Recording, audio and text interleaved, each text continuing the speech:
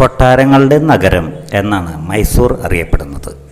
ഇന്ത്യയിൽ താജ്മഹൽ കഴിഞ്ഞാൽ ഏറ്റവും മനോഹരമായ നിർമ്മിതിയായ മൈസൂർ പാലസാണിത്.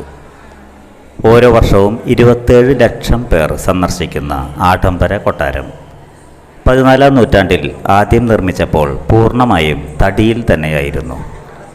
മൈസൂർ ഭരിച്ചിരുന്ന വോഡിയാർ രാജവംശത്തിൻ്റെ കാലത്താണ് ഇത് നിർമ്മിക്കപ്പെട്ടത്. പല പ്രാവശ്യം തീപിടിച്ച് പൂർണ്ണമായും കത്തിപ്പോയതിന് ശേഷം 1897 ഇന്ന് കാണുന്ന രീതിയിൽ നിർമ്മാണം ആരംഭിച്ചത്. ബ്രിട്ടീഷുകാരനായ ഹെൻറി ഇർവിനാണ് ഇതിൻ്റെ ശില്പി. കൊട്ടാരത്തിനകത്ത് 12 ക്ഷേത്രങ്ങളുണ്ട്. മാർബിളിൽ തീർത്ത അർദ്ധ കുംഭങ്ങളോട് കൂടിയ 3 നില മന്ദിരമാണ് ഈ കൊട്ടാരം.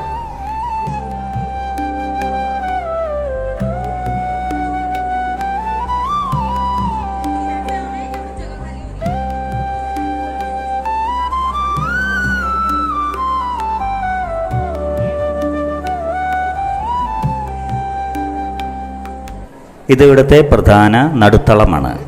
ഇതുപോലെ ചെറുതും വലുതുമായ വേറെയും നടുത്തളങ്ങളുണ്ട്.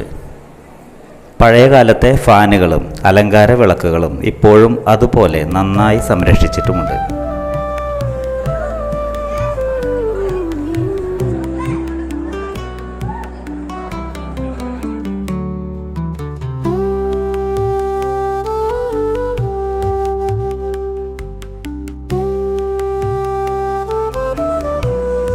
കൊട്ടാരത്തിലെ ചുമരുകളിൽ പഴയകാല ചരിത്രവും ഇടം പിടിച്ചതായി കാണാം.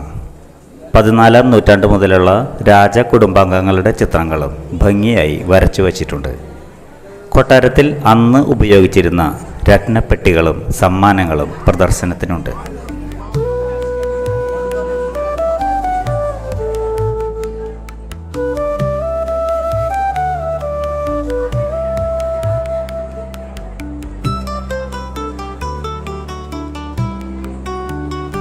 നൂറ്റാണ്ടുകൾ കഴിഞ്ഞിട്ടും വലിയ കേടുപാടുകളില്ലാത്ത കൊട്ടാരത്തിലെ തറയോടുകൾ നല്ലൊരു അത്ഭുതമാണ്.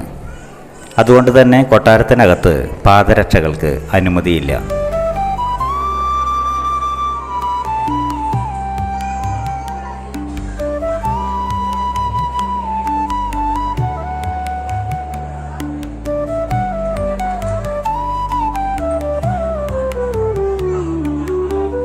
ചുമരുകളിൽ പതിച്ചിരിക്കുന്ന ചിത്രപ്പണികളോടുകൂടിയ ടൈലുകൾ ഇറ്റലി പോലുള്ള വിദേശ രാജ്യങ്ങളിൽ നിന്ന് ഇറക്കുമതി ചെയ്തവയാണ്.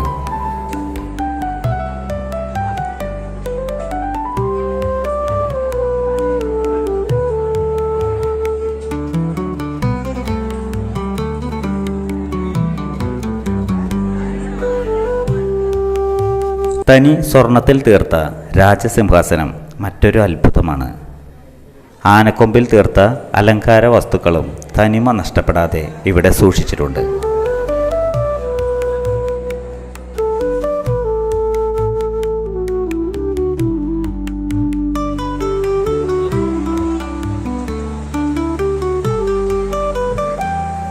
കൊട്ടാരത്തിലെ ഓരോ ഭാഗത്തെയും മേൽത്തട്ട് വ്യത്യസ്ത നിറത്തിലും ഡിസൈനിലുമാണ് ഒരുക്കിയിട്ടുള്ളത്. അതുപോലെ തന്നെ അതിമനോഹരമായ 100 കണക്കിന് തൂണുകളും ലോകോത്തര ഡിസൈനിലാണ് നിർമ്മിച്ചിരിക്കുന്നത്.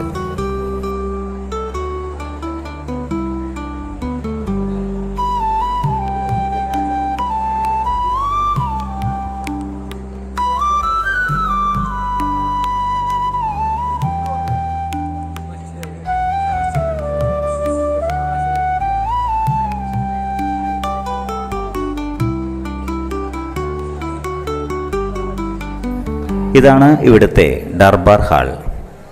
രാജാവിന് പ്രജകളോട് നേരിട്ട് സംവദിക്കാനും ദർശനം നൽകാനുമുള്ള പ്രധാന ഇടം. ഇരുവശത്തും മന്ത്രിമാർക്കും മറ്റ് ഭരണാധികാരികൾക്കും ഉപവിഷ്ടരാകാനുള്ള വെവ്വേറെ ഇടങ്ങൾ.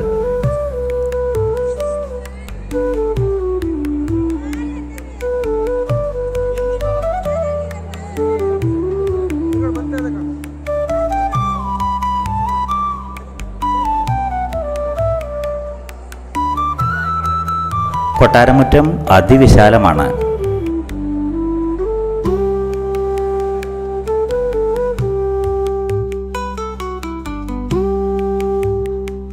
ഇതാണ് രാജാവിൻ്റെ ദർബാർ ഹാളിലെ ഇരിപ്പിടം. ഇവിടെ നിൽക്കുമ്പോൾ നൂറ്റാണ്ടുകൾക്ക് മുമ്പ് കുറ്റവും ശിക്ഷയും വിധിച്ച് കഴുമരത്തിലേറ്റപ്പെട്ടവരുടെയും രാജശാസനം മാത്രം അനുസരിക്കാൻ വിധിക്കപ്പെട്ട പടയാളികളുടെയും ഓർമ്മകൾ നമ്മുടെ മനസ്സിനെ തെല്ലൊന്ന് വേദനിപ്പിക്കും. സ്വാതന്ത്ര്യത്തിന് ശേഷം രാജകുടുംബത്തിൽ നിന്നും കൊട്ടാരത്തിൻ്റെ പരിപാലനം ഏറ്റെടുത്ത കർണാടക സർക്കാർ വളരെ മികച്ച രീതിയിൽ പരിപാലിക്കുന്നുണ്ട് എന്ന് തീർത്തും സത്യമാണ്.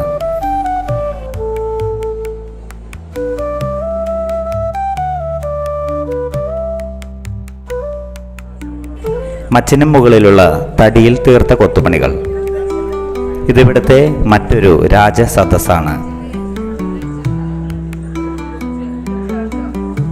ഇവിടെയും മുകൾ തട്ട് ചിത്രപ്പണികളാൽ അലങ്കാര സമൃദ്ധം.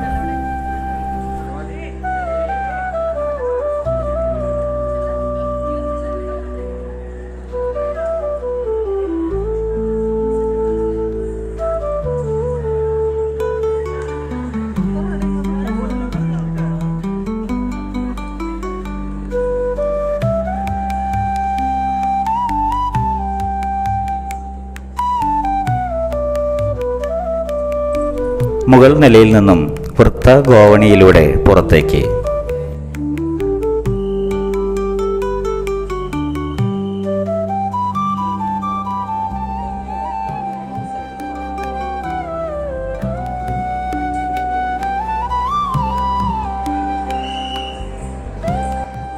കൊട്ടാരത്തിന് 4 വശവും വൻ മരങ്ങളോട് കൂടിയ വലിയ ഉദ്യാനവുമുണ്ട്. നൂറ്റാണ്ടുകളുടെ കഥ പറയുന്ന മൈസൂർ കൊട്ടാരം എന്തായാലും പഴയ കാലത്തെ ആഡംബരത്തിൻ്റെ അവസാന വാക്ക് തന്നെയായി എൻ്റെ മനസ്സിൽ എന്നും നിലനിൽക്കും.